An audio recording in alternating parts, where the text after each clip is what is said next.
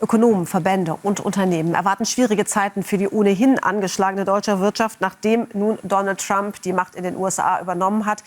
Das Deutsche Institut für Wirtschaftsforschung warnt vor einem Handelskonflikt. 28% der Unternehmen befürchten starke Einbußen wegen einer schwächeren Weltwirtschaft. Das zeigt eine Umfrage des arbeitgebernahen Institutes der deutschen Wirtschaft in Köln. Fast jede dritte Firma erwartet deutliche Nachteile durch höhere Energiekosten. Von den Industrieunternehmen sind es sogar 40%. Und die befragten Unternehmen befürchten, dass Subventionen für die Konkurrenz in den USA, neue Zölle und unterschiedliche Umweltstandards das Geschäft negativ beeinflussen. Um ein weiteres Rezessionsjahr für Deutschland zu verhindern, fordert der Bundesverband der deutschen Industrie von der EU neue Vorschläge zur Kooperation mit den USA. Ob das gelingt, ist allerdings die große Frage. Die Börsenprofis jedenfalls, die schauen noch pessimistischer auf die deutsche Konjunktur als erwartet. Der entsprechende ZDW-Index fiel überraschend deutlich auf 10,3 Zähler. Und der DAX selbst, der tritt schon den ganzen Tag mehr oder weniger auf der Stelle. Das Allzeithoch von 21.054 Punkten rückt in ein wenig weitere Ferne. Deutlich unter Druck der Ölpreis. Das liegt an Trumps Ölförderplänen. Er will ja in den USA alles aus dem Boden holen, was an Öl und Gas da noch drin ist und größeres Angebot. Das drückt nun mal die Preise. Es liegt aber auch am Dollar. Der hat nämlich wieder zugelegt und macht damit alles teurer, was in Dollar bezahlt werden muss. Also brennt Öl derzeit 1,9% im Minus. Unter den Verlierern heute die Autowerte, die von Trump angekündigten Zölle auf Einfuhren aus Mexiko und Kanada. Die könnten ja zum 1. Februar kommen. Das betrifft deutsche Autobauer natürlich direkt. VW hat ja 2 Werke in Mexiko, baut eine Batteriefabrik in Kanada. Das heißt, diese angekündigten Zölle könnten sich dann unmittelbar auswirken. Außerdem lange Zeit größter Verlierer am Vormittag heute RWE. Momentan sehen wir ein Minus. Das Minus ist nicht mehr ganz so stark. Zumindest auf die Verliererliste schafft es RWE nicht mehr. Das Unternehmen kann auch selbst gar nicht so viel dafür. Ich hoffe, wir sehen jetzt auch mal gleich die Tafel von RWE. Denn auch andere Windenergiewerte, die sind heute unter Druck. So, jetzt sehen wir es hier auch, also fast ein Minus noch. Aber wie gesagt, das sah heute schon mal ein ganzes Stück schlechter aus. Und jetzt schauen wir auf denjenigen, der daran schuld ist, nämlich der dänische Offshore-Windparkentwickler Ørsted. Der hat zwar ganz gute Zahlen vorgelegt, aber eine unerwartet hohe Abschreibung von 1,6 Milliarden Euro auf sein US-Portfolio vorgenommen. Und die Aktie verliert deutlich 13%. Das sah auch schon mal schlechter aus im Verlaufe dieses Tages. Ohnehin sind ja die Aussichten für Betreiber von erneuerbaren Energien eigentlich nicht besonders gut. Aber Siemens Energy ist heute trotzdem unter den Gewinnern. Die Aktie hat sich gedreht vom Minus dann ins Plus. Die Verluste von gestern, die fielen dann doch offenbar als zu heftig, beziehungsweise das haben sie als Einstiegsgelegenheit genutzt.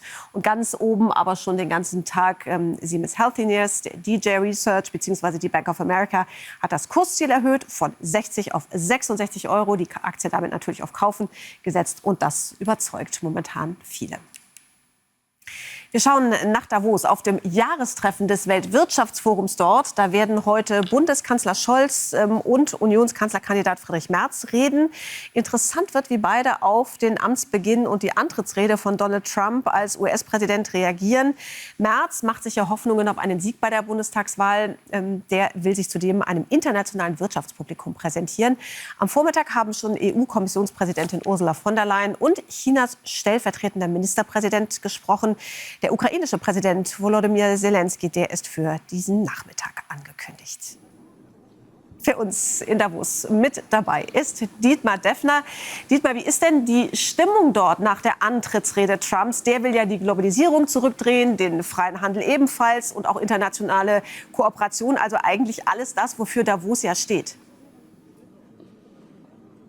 In der Tat. Und deswegen ist Trump natürlich das beherrschende Thema hier in Davos. Es gab gestern zu seiner Antrittsrede im Ukraine-Haus übrigens sogar ein Public Viewing. Und in allen Foren fast wird darüber diskutiert und alle Reden werden daraufhin angehört. Was sagt man denn in Richtung Trump? Entsprechend hat man auch bei Ursula von der Leyen zugehört. Und sie hat den Namen Trump nicht erwähnt, aber doch klare Botschaften in Richtung USA. Die ausgestreckte Hand. Man will weiter zur Kooperation stehen und für Gespräche Gespräche bereit sein. Und sie hat betont, die großen Gemeinsamkeiten, die die EU und die USA gemeinsam haben, zum Beispiel 1,5 Billionen gemeinsamen Handel. Und das wären 30% des Welthandels. Und deswegen argumentiert sie, auch die USA hätten im Falle eines Handelskrieges zum Beispiel viel zu verlieren. Das ist ihre Hoffnung. Ja, und wie die Wirtschaftseliten auf Trump unter anderem und die großen Herausforderungen für die Weltwirtschaft blicken. Dazu begrüße ich jetzt Petra Justenhofen. Sie ist die Deutschlandchefin von PwC und Sie legen ja jedes Jahr in Davos eine weltweite CEO-Umfrage hervor, wo Sie die Stimmung der Firmenchefs eben ermitteln. In diesem Jahr sind die weltweiten CEOs überwiegend optimistisch für die Weltkonjunktur. 58% rechnen mit einem weiter wachsenden Wachstum hier in der globalen Konjunktur. Woher kommt denn trotz dieser Trumpschen Zölle, die im Raum stehen, dieser Optimismus? Ja, wir haben über 4000 CEOs weltweit befragt. Mehr als die Hälfte sieht ein Wirtschaftswachstum in den kommenden 12 Monaten. Woher resultiert es? Die großen Volkswirtschaften setzen auf eine Wachstumsagenda und das strahlt aus weltweit.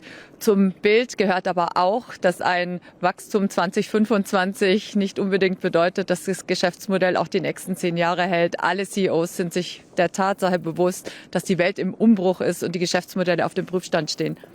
Die deutschen Chefs, die sind für die globale Konjunktur besonders optimistisch. Über 70% rechnen hier mit Wachstum. Aber im Hinblick auf Deutschland sind sie besonders skeptisch.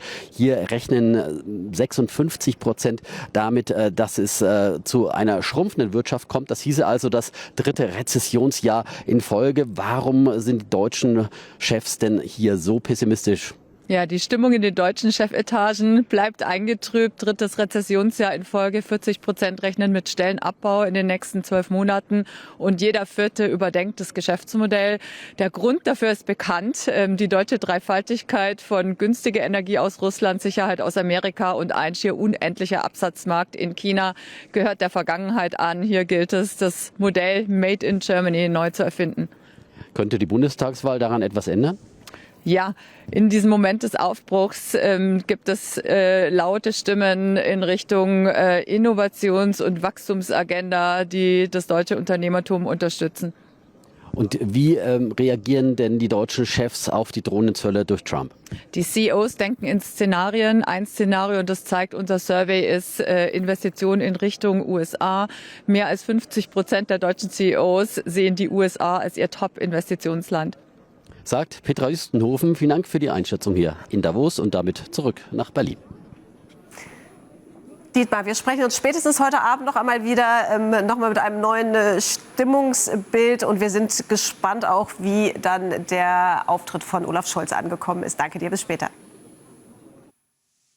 So, und zum Schluss noch was Positives. Deutschland rangiert einer Studie zufolge bei der digitalen Lebensqualität weltweit auf Platz 1. Ja, wer hätte das gedacht? Die Cybersicherheitsfirma Surfshark hat 121 Länder anhand von Internetqualität, Erschwinglichkeit des Zugangs, digitaler Sicherheit, Infrastruktur und Verfügbarkeit von Online-Angeboten der Behörden bewertet. Und in Deutschland sind demnach Internetzugänge besonders preiswert. Große Fortschritte gäbe es außerdem bei digitaler Sicherheit und ja, beim E-Government. Das sieht der deutsche Digitalverband Bitkom allerdings ein bisschen anders. Gerade mal 1/3 der mehr als 300 digitalpolitischen Maßnahmen der Bundesregierung seien bislang umgesetzt worden.